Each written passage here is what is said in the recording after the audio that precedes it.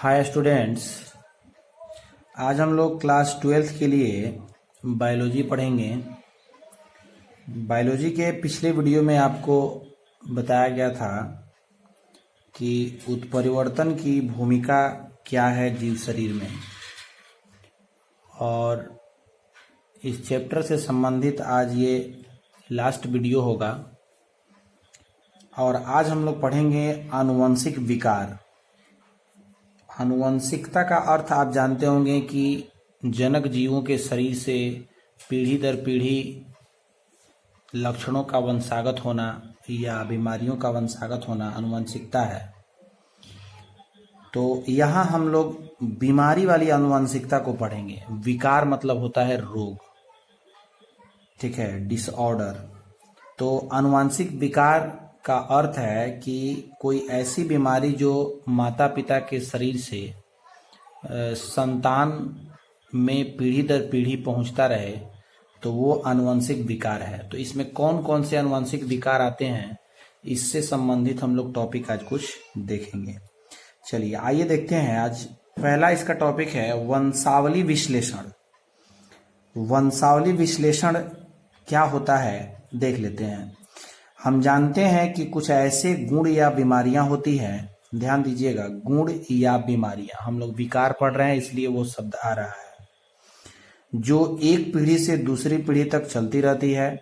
दो या दो से अधिक पीढ़ियों तक पाए जाने वाले आनुवांशिक गुणों की वंशागति के का चित्र द्वारा प्रदर्शन वंशावली कहलाता है। ठीक है, वंशावली का अर्थ होता है जैसे एक जनक जीव के फिर संतान, फिर उन संतानों में कौन कौन से रोग पहुंचे, फिर उनके संतान में कौन कौन से रोग पहुंचे। ये एक चित्रगत जो है दर्शाना कहलाता है वंशावली। ठीक है, यहाँ देख सकते हैं चित्र द्वारा प्रदर्शन ही कहलाता है वंशावली। कई पीढ़ियों तक पाए जाने वाले लक्षणों के विश्लेषण को आनुवंशिक विश्लेषण कहते हैं। ध्यान दीजिएगा, कई पीढ़ी तक मनोवैज्ञानिक जो है, ये वैज्ञानिक जो है वो क्या करते हैं कि अनेक तरह से उनके लक्षणों का, उनके गुणों का जो है विश्लेषण करते हैं, व्याख्या करते हैं, अध्ययन करते हैं। तो ये कहलाता है आनुवंशिक विश्लेषण। ठीक है, इसके तहत एक खास लक्षण का वंश वृक्ष में पीढ़ी दर पीढ़ी विश्लेषण किया जाता है। यानी किसी एक खास रोग के विषय में पीढ़ी दर पीढ़ी जो है उसकी संरचना, उसके क्या कारक हैं, किसके वजह से ऐसा हुआ, ये सब जो है उसमें प्रयोग में दर्शाए जाते हैं और प्रयोग किए जाते हैं। आगे आप देखेंगे इसका मुख्य उद्देश्य मानव में आनुवंशिक रोगों का पता लगाना। मुख्य बात यही है, अभी हम आपको पहले बताए भी थे कि आनुवंशिक विकार का अर्थ यही है कि जनक जीवों के शरीर से उनके संतानों में कौन कौन सी ऐसी बीमारियां प्रविष्ट कर गई हैं, उनका पता लगाना ही मुख्य उद्देश्य होता है इसका वंशावली विश्लेषण का। इसके लिए कुछ प्रतीकों का प्रयोग किया जाता है। प्रतीक मतलब चिन्ह होता है, संकेत। क्रोमोसोम के स्तर पर या जीन के स्तर पर होने वाले उत्परिवर्तन से विभिन्न आनुवंशिक विकार भी उत्पन्न होते हैं। ठीक है, तो ये वंशावली विश्लेषण है। अब इसमें आपको नेक्स्ट दिया गया है, आप देख लेंगे, मेंडलीय विकार। वंशावली विश्लेषण को फिर से समझ लीजिए। इसका मतलब अर्थ है कि जनक जीवों में जो कुछ भी ऐसी बीमारियां हैं जो संतान में जा रहा है, उसका अध्ययन जो है वंशावली विश्लेषण के माध्यम से किया जाता है। अगला है मेंडलीय विकार। मेंडल का नाम आपने सुना होगा, तो मेंडलीय विकार उन्हीं नाम पे पड़ा है। देखेंगे विभिन्न प्रकार के विकारों को दो वर्गों में बांटा जा सकता है, जो मेंडलीय विकार एवं क्रोमोसोमीय विकार होते हैं। मुख्यतः एकल जीन के उत्परिवर्तन से, एकल जीन से मतलब है इकाई, ओनली वन, के उत्परिवर्तन से मेंडलीय विकार निर्धारित होते हैं। संतति में ये विकार उसी तरीके से पहुंचते हैं जिसका अध्ययन वंशागति के सिद्धांतों में किया गया है। आप याद करिए, वंशागति के सिद्धांत, मेंडल के मटर के पौधों पर अध्ययन जो किया गया था, वो जो है उन्हीं आधार पर इनके विकार यानी रोगों का जो है ट्रांसफर या निर्धारण होता है। इस प्रकार के विकारों की वंशावली विश्लेषण द्वारा खोजा जा सकता है। ऐसे विकार को वंशावली विश्लेषण से ही खोज सकते हैं। हीमोफीलिया, वर्णांधता, sickle cell anaemia, phenylketonuria, thalassaemia आदि ऐसे उदाहरण हैं जो मेंडलीय विकार या प्रभावी या अप्रभावी भी हो सकते हैं। इस विकार का स्थानांतरण लिंक क्रोमोसोम के माध्यम से होता है। ये सब लिंक क्रोमोसोम की वजह से ही एक पीढ़ी से दूसरी पीढ़ी में स्थानांतरित होते हैं। यहाँ पे कुछ रोगों के नाम दिए गए हैं, आप पीछे पढ़े भी होंगे। हीमोफीलिया, वर्णांधता, सिकल सेल एनीमिया, कुछ नहीं पढ़े होंगे जो आपको यहाँ मिल जाएगा।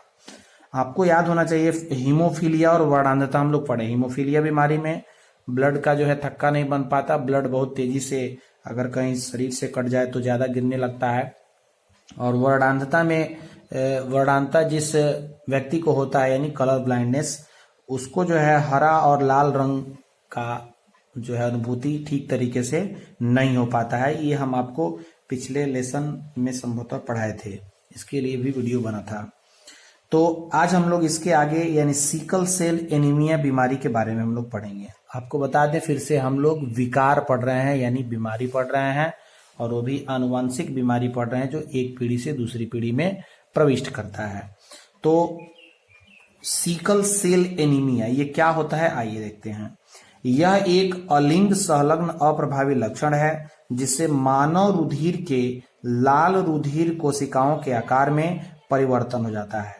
मानव रुधिर में आप पढ़े होंगे आरबीसी, रेड ब्लड सेल, ठीक है। तो आरबीसी जो लाल रुधिर कोशिकाएं होती है उनके आकार बदल जाता है इस बीमारी में, सिकल सेल एनीमिया में। सामान्यतः आरबीसी अणु जो उभयातल बिंब की तरह होते हैं वे रूपांतरित होकर दात्राकार या हंसिये की तरह हो जाते हैं। हंसिये जिसको हम लोग आम बोलचाल की भाषा में हंसुआ बोलते हैं, उस तरह का ये जो है बन जाता है। उसका आकार, उसके अणु का रूप जो है वो वैसे हो जाता है। इससे दात्र कोशिका में अरक्तता उत्पन्न हो जाती है। अरक्तता का मतलब होता है ब्लड की कमी, रक्त की कमी। यह रोग जनकों से संतति में तभी स्थानांतरित होता है जबकि दोनों जनक इस विकार के लिए जिम्मेवार जीन के वाहक होते हैं। ये बीमार तभी समझ लीजिए कि संतान में प्रविष्ट करेगा जब माता और पिता दोनों के अंदर ऐसे गुणों के वाहक जीन मौजूद होंगे, यानी उन दोनों को ऐसा अगर है तो समझिए कि उनके संतान को निश्चित रूप से ये बीमारी होगी। ठीक है, तो ये सिकल सेल एनीमिया है। इसमें आप सीधा सा याद रखिए कि आरबीसी अणु का जो है रूप बदल जाता है, उसके आकार में परिवर्तन हो जाता है। अगली बीमारी आप इसमें देखेंगे, आपको दिख रहा होगा फिनाइल कीटोन्यूरिया। ये क्या होता है तो इसको देखिए, यह भी एक अलिंग संलग्न अप्रभावी लक्षण है। इस जन्मजात उपापचयी रोग में मनुष्य के शरीर में फिनाइल एलेनिन एमिनो अम्ल जमा हो जाता है। ये एक रसायन है, फिनाइल एलेनिन एमिनो अम्ल जमा होता रहता है। यह फिनाइल पाइरुइक अम्ल तथा अन्य रूपों में परिवर्तित होता रहता है। मानव ब्रिक यानी किडनी द्वारा इसका कम अवशोषण होने के कारण ये मूत्र के साथ उत्सर्जित होते रहते हैं। शरीर में इसके जमा होने से मानसिक दुर्बलता होती है। आप देख सकते हैं ये भी बीमारी है, और ये बीमारी उपापचय संबंधी यानी पेट से संबंधित बीमारी है। अगर ये बीमारी जिनको होती है उनके अंदर समझिए उनकी किडनी में अवशोषण क्षमता कम हो जाती है, जिसके चलते जो है बहुत ऐसे जो किडनी का काम जो है कर लेना चाहिए था, अवशोषण करना चाहिए था, वो अवशोषण नहीं होकर के मूत्र के माध्यम से शरीर से बाहर निकलने लगता है, और इसके वजह से मानसिक दुर्बलता होती है, यानी मस्तिष्क व्यक्ति का कमजोर हो सकता है। ठीक है, आगे आप देखेंगे बीमारी है टर्नर्स सिंड्रोम। ये भी आपको जो है बीमारी है, क्या है देख लेते हैं। जब मनुष्य के द्विगुणित क्रोमोसोम में से एक की कमी हो जाती है तो ये सिंड्रोम उत्पन्न हो जाती है, ये भी बीमारी है। इस प्रकार यह मोनोसोमी का उदाहरण है। मोनोसोमी आपको याद बता दें, जैसे द्विगुणित हम लोग पढ़ते हैं 2n, उसी तरह से 2n-1 को मोनोसोमी बोलते हैं। इसमें मानव शरीर के क्रोमोसोम की संख्या 45 रह जाती है। यह संलक्षण स्त्रियों में पाया जाता है, यह मुख्य रूप से स्त्रियों में पाया जाता है। इस सहलक्षण में स्त्रियों के अंडाशय अपरिपक्व होते हैं। ऐसी स्त्रियां बांझ हो जाती हैं, यानी बच्चे पैदा नहीं कर सकती हैं जिनको ये बीमारी होगी। जिनको मतलब स्त्री को खास तौर से ये बीमारी होगी, यानी बच्चे पैदा करने की क्षमता उनमें नहीं रह जाती है। आप देखिए इस सब बीमारियों में इतना बहुत लंबा चौड़ा याद करने की जरूरत नहीं है। आप सिर्फ ये ध्यान रखें कि कौन सी बीमारी में ऐसा क्या खास पॉइंट है जिससे मतलब घाटा होता है। वो अगर आपको पॉइंट याद है तो आप लिख सकते हो। आगे है आपको डाउन सिंड्रोम। डाउन सिंड्रोम में क्या होता है, जब मनुष्य की 21वीं जोड़े क्रोमोसोम में एक क्रोमोसोम की वृद्धि हो जाती है तो डाउन संलक्षण या डाउन सिंड्रोम यानी 2n+1 का ये भी उदाहरण होता है और उसको हम डाउन सिंड्रोम बोलते हैं। आगे आप देखेंगे इसका लास्ट पॉइंट दिया गया है। डाउन सिंड्रोम भी आपको एक बीमारी है। देखिएगा इसमें क्या बता रहा है, डाउन सिंड्रोम के चलते रोगी का कद छोटा हो जाता है। ध्यान दीजिएगा, जैसे व्यक्ति को आप देखते होंगे उनका कद जो है बहुत छोटा रह जाता है, सिर गोल हो जाता है और जो है जीभ का मोटापन आ जाता है, मुंह आंशिक तौर पे खुला रह जाता है। ऐसे रोगी मंद बुद्धि के भी होते हैं। जिनमें ऐसा होगा उनका मस्तिष्क का विकास बहुत कम हो रहता है तथा श्वास संबंधी संक्रमण आसानी से हो जाता है। इस रोग से ग्रसित बच्चे देखने में मंगोलियन के समान लगते हैं, मंगोलियन जगह है इसलिए इसे मंगोलियन संलक्षण भी कहा जाता है। इसका डाउन सिंड्रोम का दूसरा नाम मंगोलियन संलक्षण भी है। सामान्यतः ऐसे बच्चे 8 से 12 वर्ष की उम्र तक ही जीवित रह पाते हैं, यानी उनकी मृत्यु हो जाती है। मस्तिष्क का विकास नहीं होने की वजह से वो सही तरीके से सब संपादित नहीं कर पाते हैं। लास्ट हेडिंग देख लीजिए कि क्लाइनफेल्टर्स सिंड्रोम, ये भी बीमारी है। यह भी ट्राइसोमी का उदाहरण है और अभी जो आप लिख रहे थे 2n+1 ये ट्राइसोमी है, लेकिन इसमें लिंक क्रोमोसोम एक्स और वाई क्रोमोसोम आप पढ़े थे कि अतिरिक्त प्रतिलिपि मौजूद रहने के चलते मानव कोशिका में 47 क्रोमोसोम हो जाता है और यह संलक्षण पुरुषों में पाया जाता है। यह मुख्य रूप से किसमें है, पुरुषों में है। ऐसे पुरुषों में शुक्राणु बहुत कम बन पाते हैं जिससे उनमें बच्चे पैदा करने की क्षमता नहीं रह पाती है। जैसे अभी हम लोगों ने एक टर्नर सिंड्रोम में पढ़ा कि उनमें स्त्रियों में मुख्य रूप से होगा, वो बच्चे नहीं पैदा कर पाएंगी, उनके अंडाशय जो है अपरिपक्व रह जाएंगे। उसी तरह क्लाइनफेल्टर्स नामक बीमारी में क्लाइनफेल्टर्स सिंड्रोम्स नामक बीमारी में ये पुरुष के जो है शुक्राणु होते हैं, जो अंडाणु शुक्राणु मैच करते हैं, वो शुक्राणु परिपक्व नहीं होने के कारण वो बच्चे पैदा नहीं कर सकते हैं। तो इस तरह से ये आपका आज का टॉपिक रहा विकार, आनुवांशिक विकार कौन कौन से हैं